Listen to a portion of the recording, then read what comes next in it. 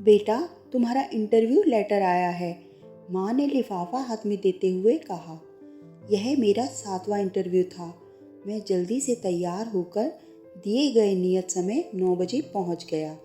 एक घर में ही बनाए गए ऑफिस का गेट खुला ही पड़ा था।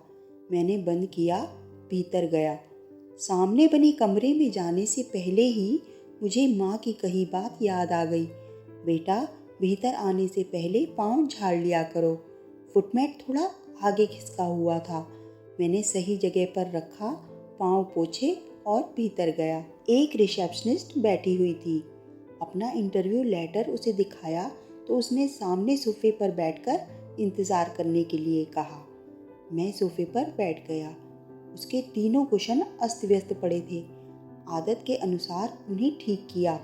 कमरे को सुंदर दिखाने के लिए खिड़की में कुछ गमलों में छोटे छोटे पौधे लगे हुए थे। उन्हें देखने लगा। एक गमला कुछ टेढ़ा रखा था जो गिर भी सकता था। माँ की व्यवस्थित रहने की आदत मुझे यहाँ भी याद आ गई। धीरे से उठा, उस गमले को ठीक किया। तभी रिसेप्शनिस्ट ने सीढ़ियों से ऊपर जाने का इशारा किया और कहा, 3 नंबर कमरे में आपका इंटरव्यू है। मैं सीढ़ियाँ चढ़ने लगा। देखा, दिन में भी दोनों लाइट जल रही हैं। ऊपर चढ़कर मैंने दोनों लाइट को बंद कर दिया। 3 नंबर कमरे में गया। वहाँ 2 लोग बैठे थे। उन्होंने मुझे सामने कुर्सी पर बैठने का इशारा किया और पूछा, तो आप कब ज्वाइन करेंगे? मुझे बड़ा आश्चर्य हुआ। जी, मैं कुछ समझा नहीं। इंटरव्यू तो आपने लिया ही नहीं। इसमें समझने की क्या बात है? हम पूछ रहे हैं कि आप कब ज्वाइन करेंगे। वह तो आप जब कहेंगे मैं ज्वाइन कर लूँगा, लेकिन आपने मेरा इंटरव्यू कब लिया? वे दोनों सज्जन हंसने लगे। उन्होंने बताया, जब से तुम इस भवन में आए हो तब से तुम्हारा इंटरव्यू चल रहा है। यदि तुम दरवाज़ा बंद नहीं करते तो तुम्हारे 20 नंबर कम हो जाते। यदि तुम फुटमैट ठीक से नहीं रखते और बिना पाँव पोछे अंदर आ जाते तो फिर 20 नंबर कम हो जाते।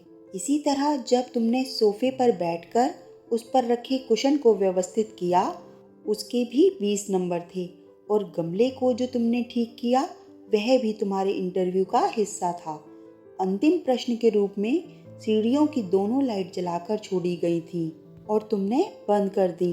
तब निश्चय हो गया कि तुम हर काम को व्यवस्थित तरीके से करते हो और इस जॉब के लिए सर्वश्रेष्ठ उम्मीदवार हो। बाहर रिसेप्शनिस्ट से अपना नियुक्ति पत्र ले लो और कल से काम पर लग जाओ। मुझे रह रहकर माँ और बाबूजी की यह छोटी छोटी सीखें जो उस समय बहुत बुरी लगती थी याद आ रही थी।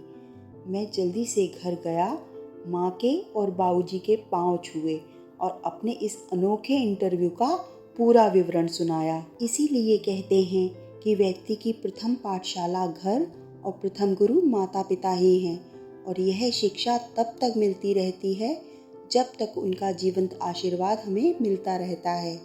इसीलिए उनके जीवन भर हमें उनका विद्यार्थी बना रहना चाहिए। ये हमारे जीवन में सफलता की गारंटी है। दोस्तों, आशा करती हूँ आपको ये कहानी पसंद आई होगी।